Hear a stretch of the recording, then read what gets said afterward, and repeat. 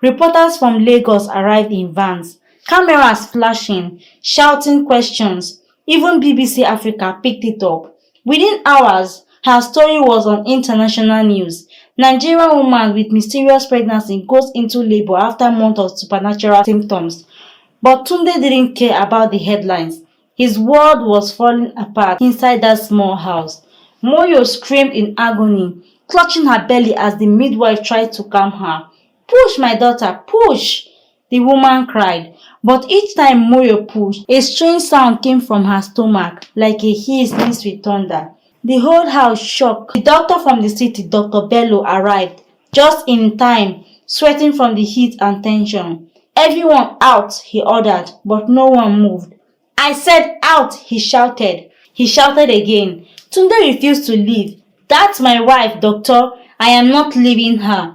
Dr. Bello signed and nodded, then prayed. In the next hour, the cries of labor echoed across the street. But in between the screams, something else spoke. Soft whispers, deep ancient, coming from her womb. "He is coming," Moyo gasped. "He is hungry again." Her eyes rolled back as she cursed, her body aching in unnatural ways. The midwife dropped her tools and ran outside screaming. "This is not childbirth. This is warfare."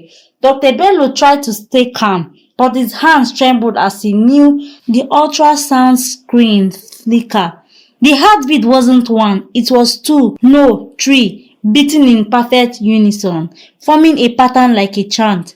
"Impossible," he whispered. "She is carrying something more than human." Suddenly, Moyo went silent. The room fell into eerie quiet. Then she smiled faintly and said, "Tunde, he wants to see you."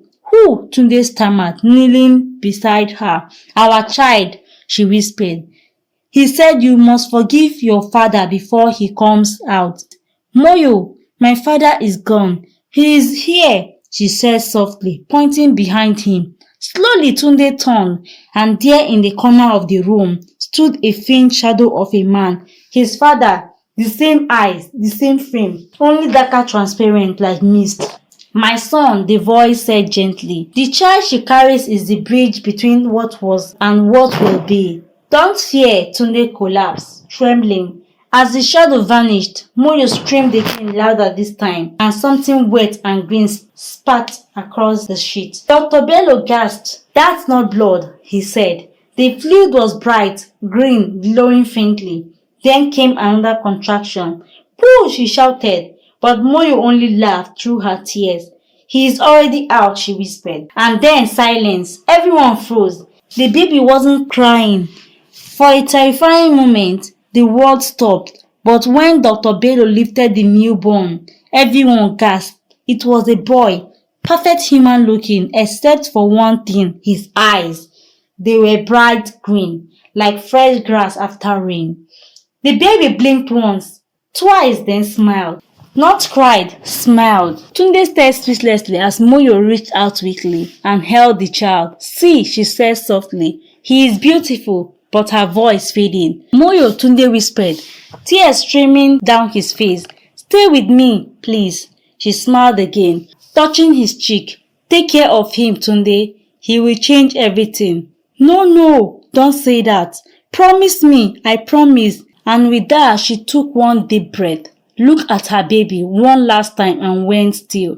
Tunde screamed her name, shaking her body, begging her to wake up, but she was gone.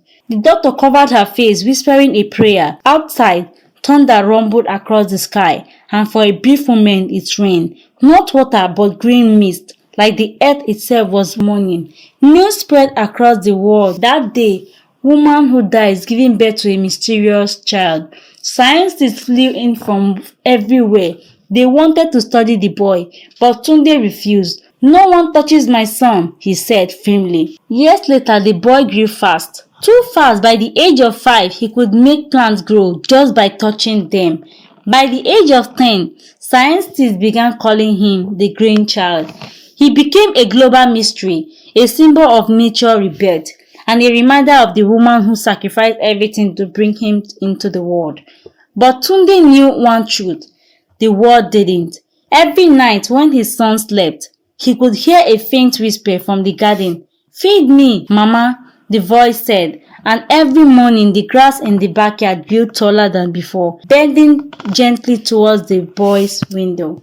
15 years later, the boy named Ayomide had become a global wonder. Scientists called him the Green Miracle. News stations around the world filmed him walking through desert where nothing grew, and within minutes, grass and flowers sprouted from the dust. President invited him to banquets. Priests called him an angel, yet Ayomide never smiled.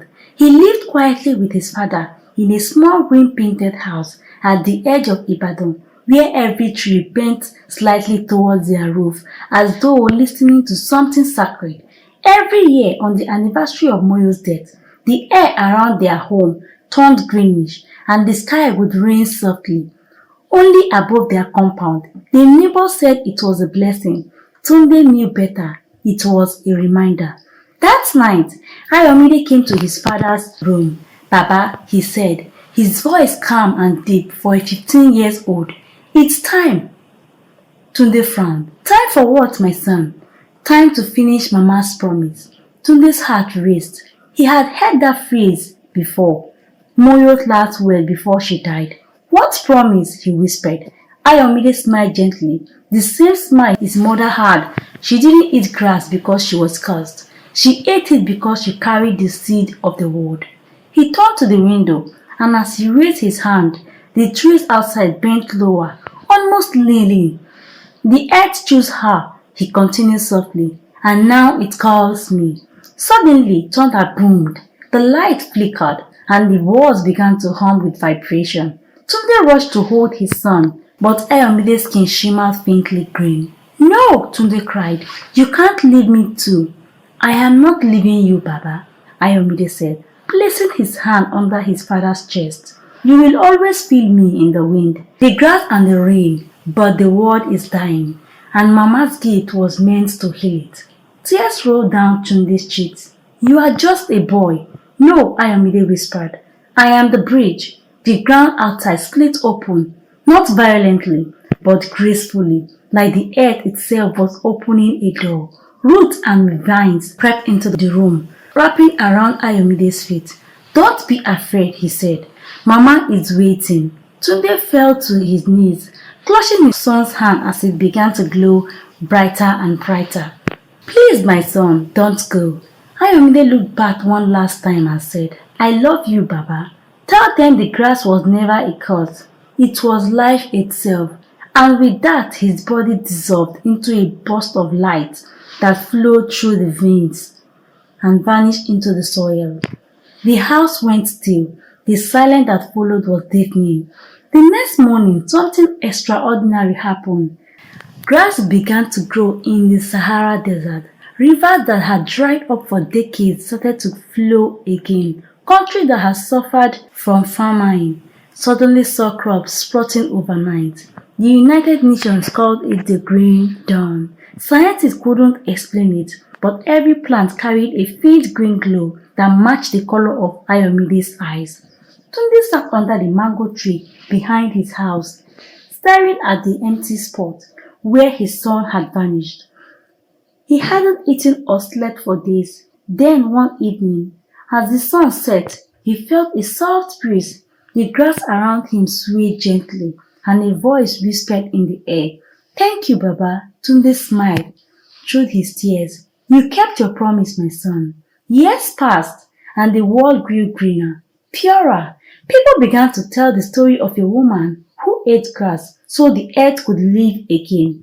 They built a statue of her in the center of Abuja, a mother kneeling with a green child in her arms. Underneath it read, "She fed the earth, and the earth fed us." Tunde grew old, sitting every day under the same mango tree, listening to the grass whispering his family's love. And each time it rained softly, only on his compound, he could close his eyes and say, "Moyo, Ayomide, I can feel you." That was the day the world understood that miracles doesn't always come from heaven. Sometimes they grow quietly from the earth. If you got inspired, kindly share this video so others can learn. Don't forget to subscribe, likes, and comment. See you on the next episode. Bye for now.